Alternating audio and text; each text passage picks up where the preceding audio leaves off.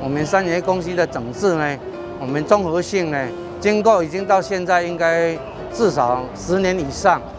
经过我们市政府呢，还有我们中央的这个鼎力支持呢，我们已经走到现在是最后一里路。我们把万代桥这个整个桥墩呢来做一个改善之后呢，我们相信呢，会对我们整个三爷溪的这个整治呢发挥最大的效能。我们很期待呢，这个工程如果顺利完成之后呢，明年我们呢能够处于这个仁德地区，包括我们仁德工业区呢，能够获得一个最好跟最安定、最安全的这个整个安全值，这个是我们相当期待的。相对的，我们很有信心。因为万代桥对阮仁德里非常的关系，阮仁德里有在什么桥做这几档你看，拢完全无中水，非常好，所以这个工程非常做得很好。过去呢，三爷溪呢，因为排水位整治前常遇豪大雨的时候呢，那个洪水就会泛滥，造成我们两侧的一个低洼地区积淹水。因此呢，水利署呢也特别针对三爷溪的整治投入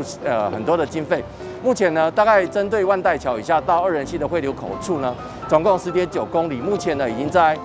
今年的1月份呢完成相关的排水整治。那另外呢，同时也洽请了我们的相关的单位来办理我们的万代桥跟永宁桥的一个改建。那其他另外5座桥梁呢，目前也大致上来完成。我想我们的这个三爷溪排水完成整治之后，对我们周遭地区低洼的一个排水有很大幅的提升。万代桥是咱南关公路到这个三亚溪这个桥梁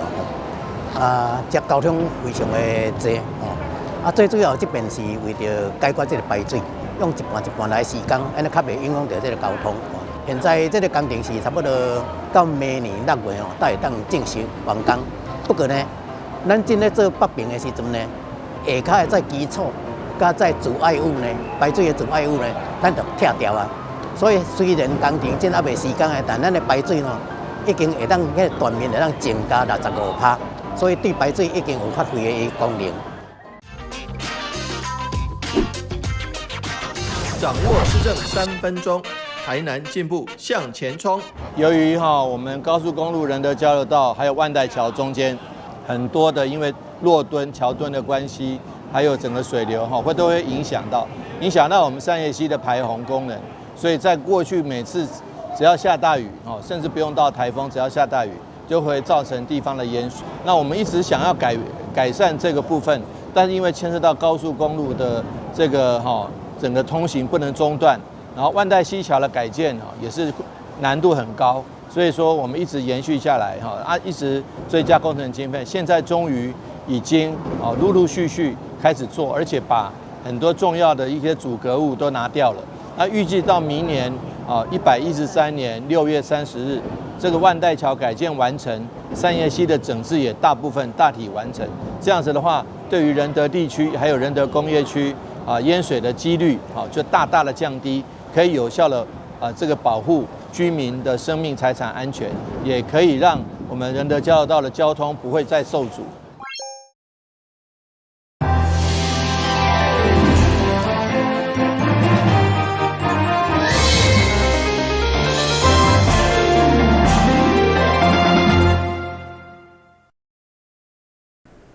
大家好，我是陈碧纯，欢迎收看7月24号礼拜1的中嘉台南地方新闻。为了鼓励民众买册，支持独立册店，文化部提出文化币买册加码送的活动。市长黄伟哲上午特别到新营拍册店，化身一日店长，并且买册来支持。为了让独立册店会当继续生存，市长嘛呼吁大家爱用实际行动。做回来买册。近年来，因为网络册店加电子册的盛行，相对的年代实体册店哪来哪歹经营。对此，台南市长黄伟哲24号上午特别到新营中山路唯一一间的独立册店赛书店来担任一工的店长，同时嘛鼓励民众以实际行动来支持，千万袂用的让独立册店的文化火种来花去。特别来独立书店来宣示我们对于这样子一个书店文化的一个支持。相应于今天碰到了台南的正大书城即将可能面临歇业的一个难关，也相对于我们很多公共图书馆面临有一些借书人借书不还，总共有21000册这样的一个社会现象，我们特别需要来支持我们的独立书店。那不管是担任的一日店长，或者是担任消费者，我们其实都希望能够支撑这样的一个文化形态。尤其你说正大书城是在台南市区，但是我们现在在新营小镇，所以说更需要大家的支持。我们希望我们独立书店的火，我们要不要熄掉？那所相应的一个文化现象也必须要得到重视。因此呢，我们特别的来支持。那也希望大家一起来买书，大家一起爱看书。市长表示，因为近期文化部推出的文化币有买册加码送的活动，只要年满18到21岁的青年用手机下载文化成年礼金，每人有1200点，以1点价值1块，到独立册店来买册消费，还有2点送1点的加码。因此嘛，吸引袂少的青年前来并且消费。是因为家刚好在附近，然后因为刚好文化币有独立书店的，就是放大点数，所以我刚好就想要来这赛书店这边消费，顺便来看看书这样。那有想到说今天刚好怎么会遇到市长刚好来这边当店长？就觉得很惊喜，可以刚好遇到黄伟哲市长，也很荣幸可以让他结账这样。我觉得用文化币来支持独立书店是一件很好的事情，因为可以帮助他们，就是他们可能原本要式微了，但是这样子可以让他们重新获得人们的关注，所以我觉得这样很好。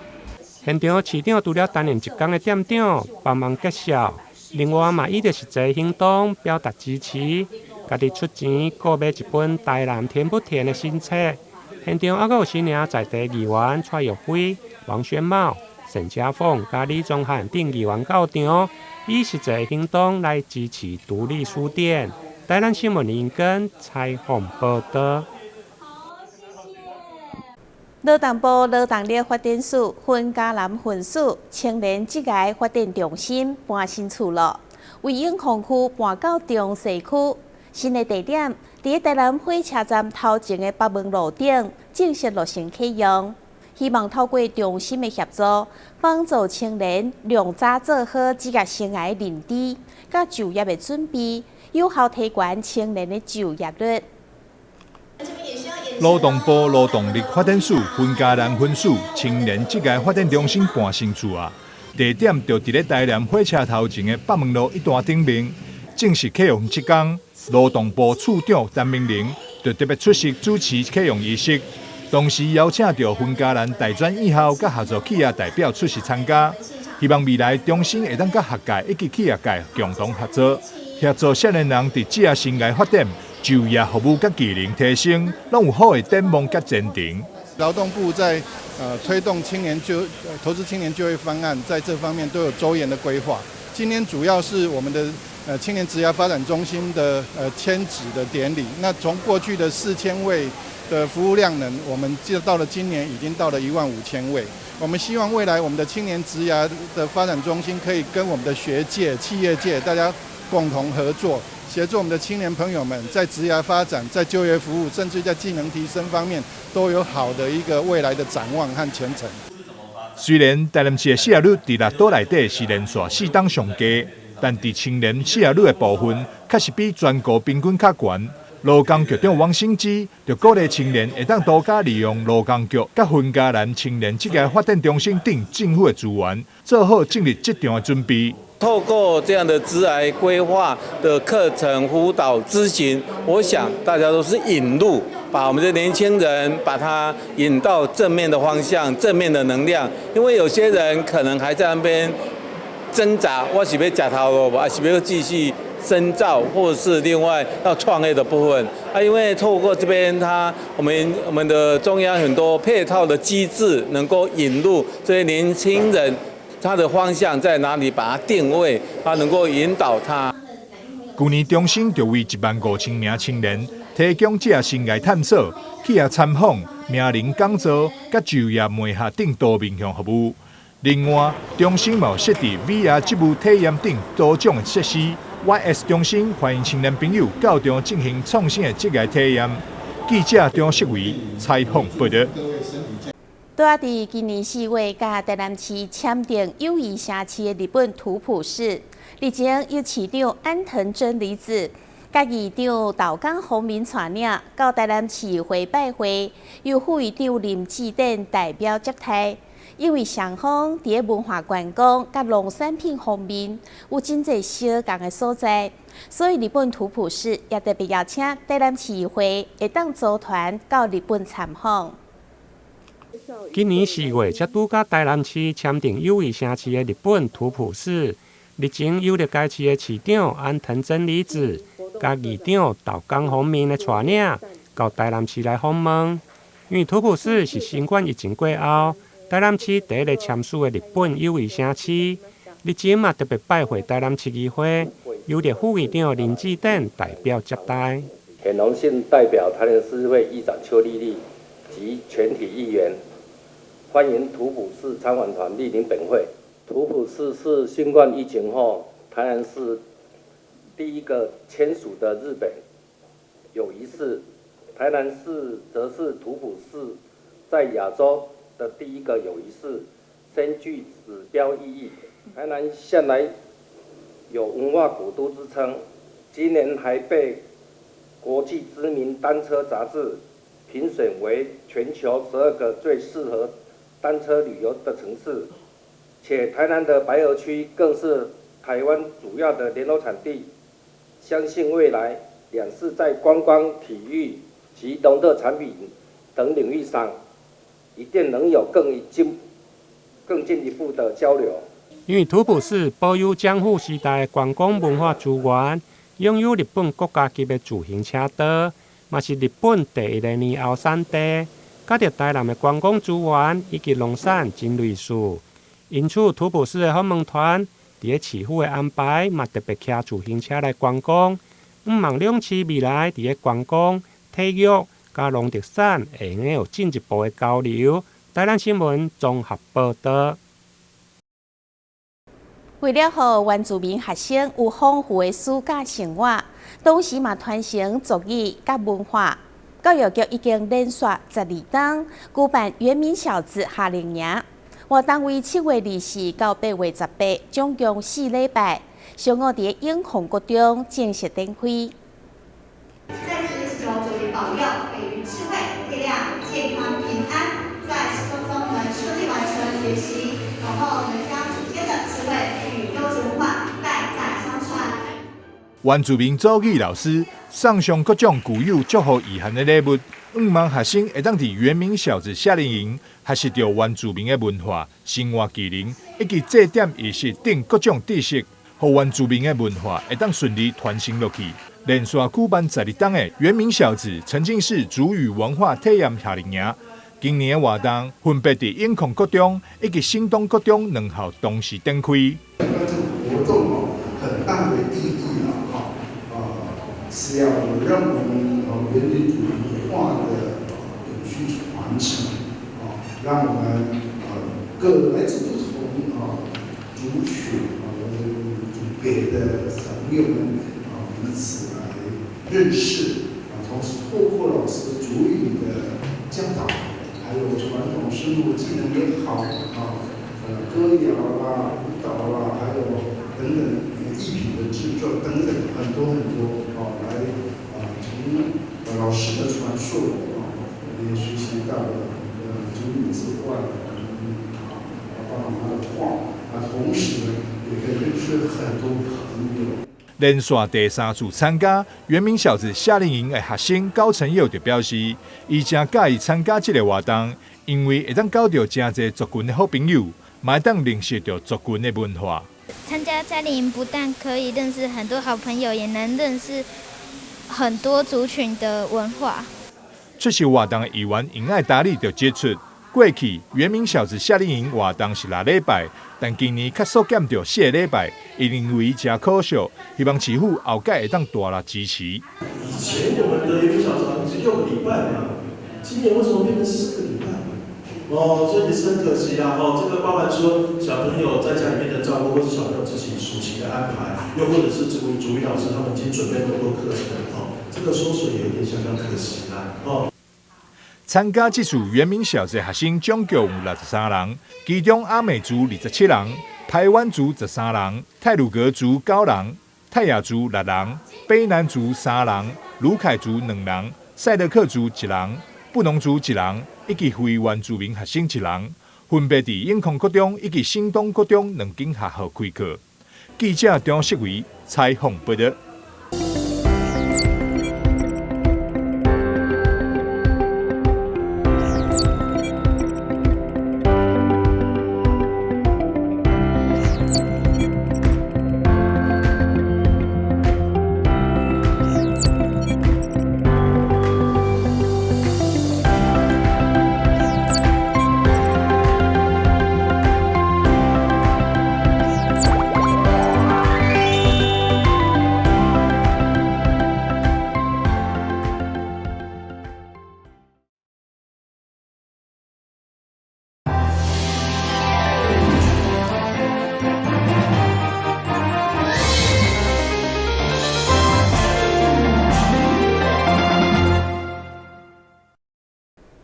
台南市政府今年6月培训45位盐水甲新化区的导览志工来担任在地观光导游，要带领游客用散步甲深度旅游的方式来体验当地人文风情。不管盐水老街，或者是月顶港顶4条散步路线，历史文化甲故事典故，拢真值得游客做深度认识。加上新化大麦港文化园区嘛，同款有丰富精彩故事。所以市府今年配合当地文史协会，培训45位导览志工，要来带领游客进行专业的讲解，相当难得。市府观光旅局嘛特别开记者会来宣传，其中委托嘛亲自到场，邀请全国游客拢来台南体验在地人文风景。许多文史工作室的老师，他们认为有让平常只是比较浮面的这个走走逛逛、吃吃喝喝之外呢，有一些深度的旅游。这个深度的旅游让许多他们原先做文史研究的老师们，他们就有机会来跟外地或是本地，甚至台南市其他地方的市民朋友来介绍这些小镇还有老镇它的一个细细品味的值得细细品味的地方。我们还是必须要体会老师们的辛苦，所以用一个比较小小的花费，能够得到深度的旅游满载而归。我们也希望说大家都能够组团。盐水区甲新化区的散步导览路线，拢采取付费的方式，欢迎有兴趣的民众线顶预约游艇，和导览员带领你慢慢来体验大台南人文历史的水。台南新闻顾文吉采访报道。中央健保署伫台南市百货广场举办深度活动，第一届邀请脑中青3代组队来驾舞比赛。希望参赛者不只透过音乐和身体活动，同时嘛当增加人际互动。其中65岁以上的老大人，都有54位来参加，年纪加起来超过3000岁。活动由北门三足国小台湾赛队加开序幕，接线加在高中舞蹈班嘛带领民众运动，呼吁大家爱养成固定运动的习惯。这是中央健保署伫台南大安东百货所举办的宣导活动，邀请老中青3代组队来驾舞比赛。我刚刚看到了这个很多组的表演我们很多的大姐都组队来跳舞，那么每一个都好精彩那么都好像仙女下凡了但唯一我们看到的遗憾就是大哥比较少都是大姐我们的国民的余命男女性差了5岁女性比较长寿所以我们很希望的是，除了工作之外，不要忘了运动那么男性更需要运动。这摆比赛总共23队参加，其中老大人小少就8队有54个参加，年龄加起来总共超过3000岁。年岁上大是80岁中辈，专工对大内组队前来，展现偏向日间照顾中心乐活健康的成果。有一些失能的民众，失能的民众他根本也走不出来，就待在家里，他们也有医疗的需求，所以我们另外开展的一个业务就是在宅医疗或者是居家医疗，那病人走不出家里，我们就走进去到他们家里去照顾他们。同时，现场嘛安排在地有机农特产促销，也有抢答提奖品、手机下载虚拟健保卡以及健康加金铺等活动，展现甲过去无同的健保选择模式。台南新闻军集采访报道。由专业文教基金会、胜利之声、甲电声电台共同主办的儿童广播营，3天的课程邀请第一线的记者、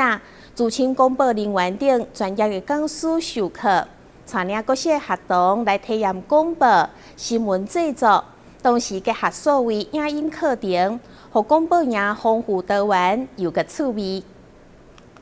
一年一度的儿童广播营第2阵登场，第3天的活动当中，予校园体验新闻的制作、手机加影片等媒体所用课程，同时邀请第一线记者、资深广播从业人员，甲校园为媒体工作者的角度来辨别媒体甲新闻背后的真相，以及消息的真真假假。那我们的广播营主要就是说，希望小朋友来这边可以练习口语表达。那我们当然除了广播的一些技巧主持技巧之外呢，我们还融入了现在的媒体识读的部分。然后我们会带领小朋友去了解说什么是网络的假消息，然后带领他们去分辨，甚至我们可能会跟他们说，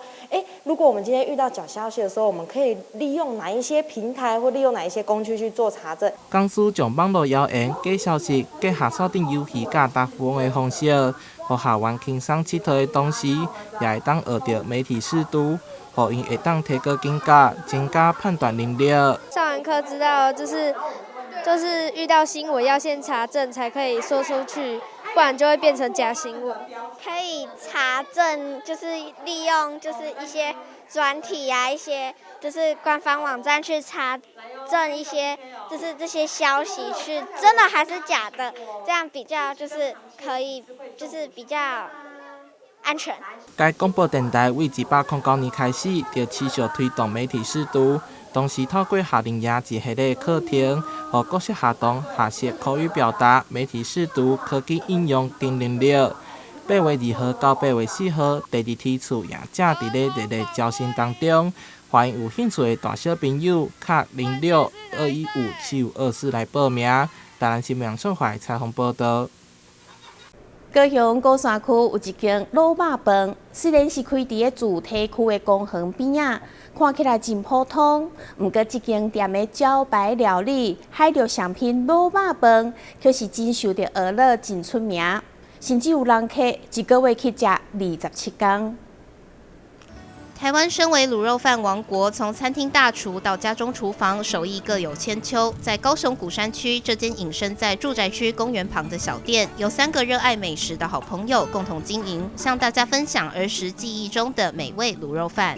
小时候家里都有在做主吃的这样子，然后都是做那种肉燥饭。然后那我们为什么不把儿时的记忆的这个道料理拿出来，然后让大家一起品尝，然后一起享用看看这样子，让你有那种回到家的感觉这样子，好像在家里面吃饭这样子。所以我们的调味也都做的比较少，这样就没有那种精致的调味这样子，都是呈现食材的原味与天然。除了将家中食谱搬上菜单，老板也在卤肉饭上头放上新鲜的牡蛎和虾仁，搭配红葱头制作的古早味肉燥，猪肉香气迸发的同时，又能吃到新鲜的海鲜鲜香，结合成海陆双拼的奢华美味。